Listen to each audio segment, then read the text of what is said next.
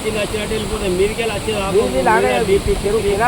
కదా ఆ కినాలి మొత్తం నీళ్ళు ఇటే వస్తాయి. పెద్ద నీళ్ళు అయితే మనిషి కొట్టుకోవాలి నీళ్ళే దొరకపోతుంది. చలిగంటి ఇప్పుడు సప్నారావు కాడికి వెళ్ళి చలిగంటి కాడికి పెద్ద కినాలి నీళ్ళు అన్ని కాడికి వెళ్ళి కూడా రాదు చెట్ల నీళ్ళు తక్కువ మళ్ళీ ఏసంగి తిప్పలు కాదు ఏసంగి తిప్పలు కాదు ఇప్పుడు నీళ్ళు రాకుండా చూసుకున్నాం. ముందు నేను ఏమంటున్నా బాబు తూము తీయబోయాలి ఆ తూము తీస్తే తొందరగా నీళ్ళు ఎన్ని ముక్కలు చూడు నీళ్ళు పట్టణం వెళ్ళిపోతాయి. ఆ తుమ్ములకి వెళ్ళి నీకు ఎక్కువ నీళ్ళు వెళ్ళిపోయినట్టయితే సమస్య లేదు. ఆ తుమ్ములు తీయాలి. ఇవి కూడా తెరపెడదాం. ఇవి ఉన్నాయి కూడా తెరపెట్టాలి. ఇది తీసేసి కూడా ఇంకెక్కడ ఇవి 3 తుమ్ములు కూడా పొలాల్లో కొని ఏం కాదు. 4 తుమ్ములు తీయండి కొద్దిగా తీసేస్తే అయిపోతాయి. పోనీ ఇంట్లో అయిపోతుంది. షటర్లు 3 షటర్లు బాగా వచ్చినప్పుడు నీకు ఎత్తపోతాయి.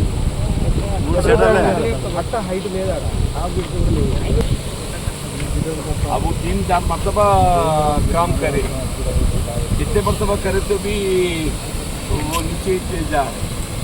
शायद मैं समझता हूँ बंद ठीक ही चाहिए. बंद के नीचे जमीन पे बोल रहे लोग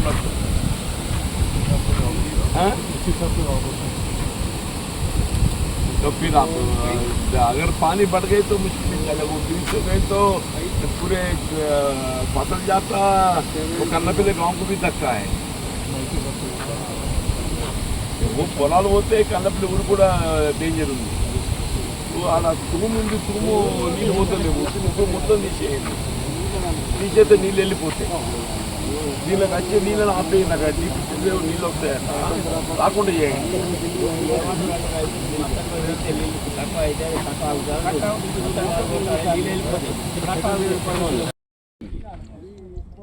గత సంవత్సరం ఒకసారి తూనిపోయి దెబ్బ తిన్నావు. మళ్ళీ ఇది పోయానంటే మళ్ళీ ఖతం అవుతావు నువ్వు. మళ్ళీ ఇది మునిగి ఇప్పుడు పంట పెట్టుకున్నాం. 1 లక్ష ఖర్చు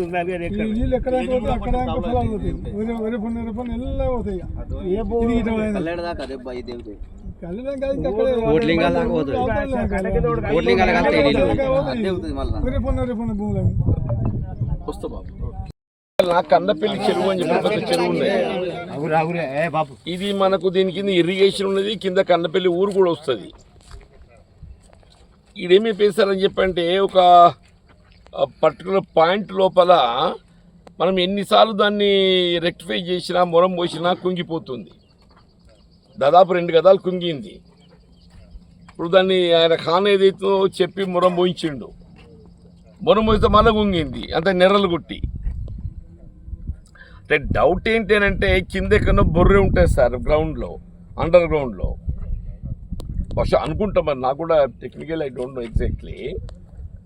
మీరు ఒకసారి విజిట్ చేస్తే బాగుంటుంది బాబు. ఇప్పుడు 2 దిక్కుల క్లీన్ చేయించి ఇప్పుడు ఆ రాళ్ళ తెట్టే ఇంటాక్ట్ ఉందా లేదా, తెట్టే డిఫెక్టా లేకుంటే కింద ఏమున్నది. ఇప్పుడు ఇంకోటి చేశారంటే ఇప్పుడు ఈ నీళ్లు తగ్గించాలి మెయిన్ ఇమీడియట్గా. నీళ్ళు తగ్గించకుండా కూడా ప్రమాదం అవుతట్టున్నది. కెనాల్లాగా సార్ ఈ చెరువులోకి వెళ్ళి చెరువు తగ్గించాలని 4 తుమ్ములు ఉన్నాయి దీనికి. ఆ 4 తుమ్ములు నీళ్లు తీసేస్తే తుమ్ములకి వెళ్ళి లెట్అవుట్ చేస్తే ఇప్పుడు మత్తడేమో ఓవర్ఫ్లో అవుతుంది. దాదాపు 1 ఫీట్ ఓవర్ఫ్లో అవుతుంది మత్తడేమో cement కంకరతో పోసిండ్రు.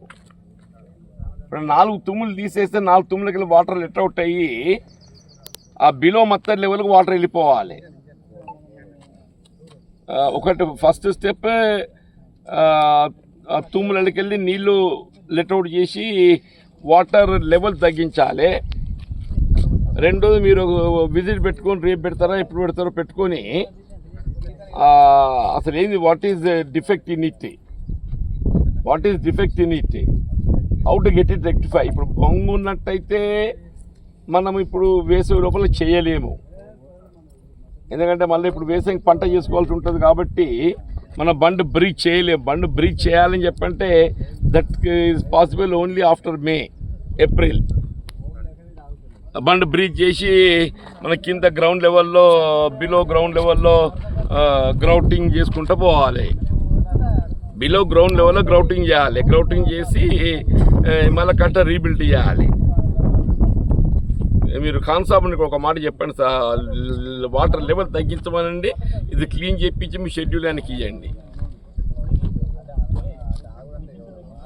Sir good morning. Hello sir good morning sir. అది ఒకసారి తమరు ఇన్స్పెక్షన్కి వస్తే సార్ ఇన్స్పెక్షన్ చేయండి. Okay sir.